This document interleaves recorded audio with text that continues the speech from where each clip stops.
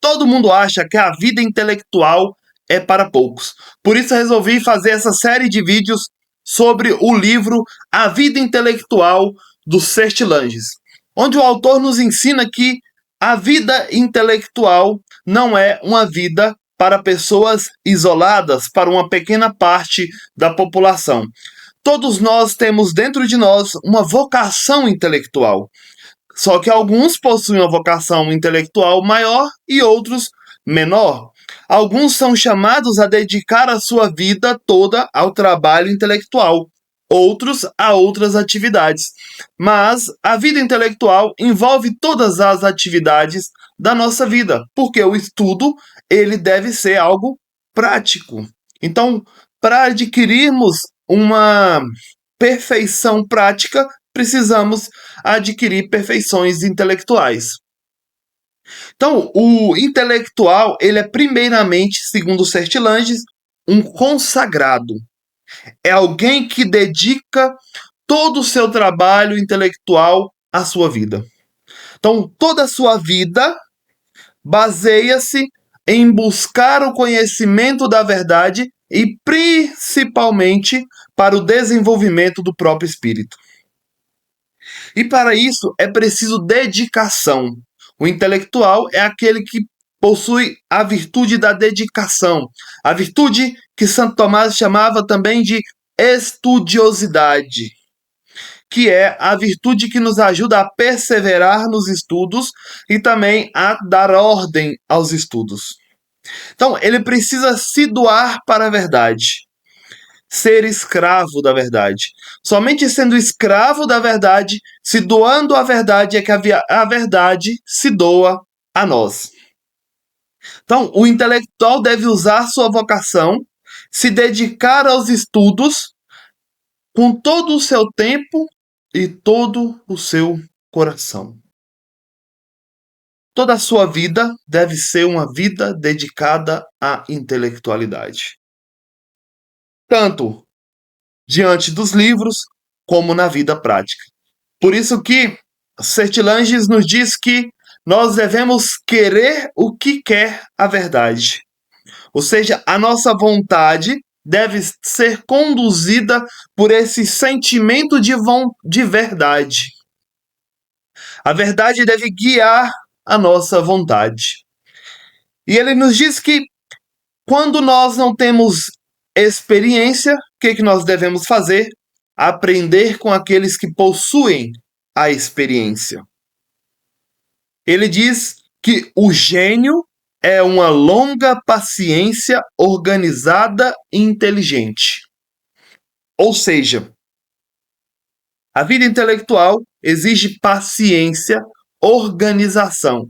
E uma virtude necessária à vida de estudos é a virtude da ordem. O estudo deve seguir uma ordem e uma ordem inteligente. Não pode ser uma ordem que não há uma inteligibilidade. Por quê? Eu preciso organizar as ideias que irei estudar, que irei aprender, de acordo com as minhas capacidades, com o meu nível intelectual e de acordo com aquilo que eu quero alcançar. Então, primeiro eu preciso querer o fim. Então, tudo aquilo que nós fazemos, nos ensina Santo Tomás, é em busca de um fim. Então, toda a gente opera em vista de um fim, nos diz Santo Tomás. O que isso nos ensina na vida intelectual? Nós precisamos primeiro apontar o horizonte ao qual nós queremos chegar, para depois organizarmos, ordenarmos os meios para se alcançar esse fim. E ele diz que o intelectual não é um isolado.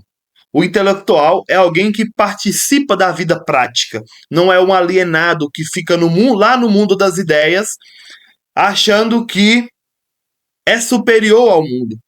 Então, o intelectual, ele é um humilde que está diante da presença das outras pessoas, da família, e aonde ele dedica todo o seu trabalho intelectual à sua vida prática. A vida prática e a vida de estudos devem andar juntas, O intelectual, ele deve viver aquilo que ele ensina, aquilo que ele estuda, aquilo que ele aprende. E o intelectual é, acima de tudo, um homem do seu tempo. Ele não é alguém preso ao passado, preso a memórias do passado, preso a uma intelectualidade do passado. Ele é alguém que busca a verdade e olha no mundo ao seu redor e pensa consigo: o que eu posso fazer para mudar essa realidade? O quanto o mundo atual, o quanto o mundo em que eu vivo, a realidade em que eu vivo, necessita da verdade. E aí o intelectual vai dedicar-se ao seu tempo. O intelectual é aquele que traz algo de novo ao seu tempo. Mas essa verdade é sempre aquela verdade que é sempre velha e sempre nova. Ou seja, aquela verdade que nunca envelhece. A verdade é algo que está dentro da própria realidade, do ser das coisas. Por isso a verdade ela é imutável. E a verdade nós devemos apresentá-la sempre e apresentá-la sempre no espírito de novidade, não naquele espírito de velharia. Por isso, o intelectual deve seguir o exemplo de Santo Tomás de Aquino. Nos ensina Sestilanges que Santo Tomás, quando foi morar em Paris, ele olhando aquela grandiosidade da cidade de Paris, ele olha e fala, alguém olha e fala para ele assim: nossa, Santo Tomás, mas que Tomás, que cidade grande, que cidade bela. Tomás olha para essa pessoa e diz assim: eu trocaria tudo isso pelo comentário de São João Crisóstomo sobre o Evangelho de Mateus. Por que Santo Tomás faria isso? Porque para ele a sua vida estava toda enraizada na sua vida intelectual. Para ele era um grande bem conseguir aquele comentário, porque aquilo traria novidade, traria inovação para o seu trabalho intelectual. O intelectual é esse que está sempre em busca do novo, sempre em busca da novidade, sempre em busca de conhecer cada vez mais a verdade. Então, para o intelectual, nada mais importa a não ser a verdade do ser, a verdade das coisas, a verdade.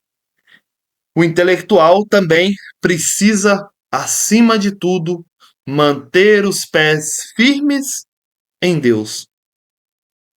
O intelectual é alguém que coloca a sua confiança em Deus e dedica-se ao estudo para conhecer a verdade do ser e para conhecer aquele que é o ser mesmo, que é Deus.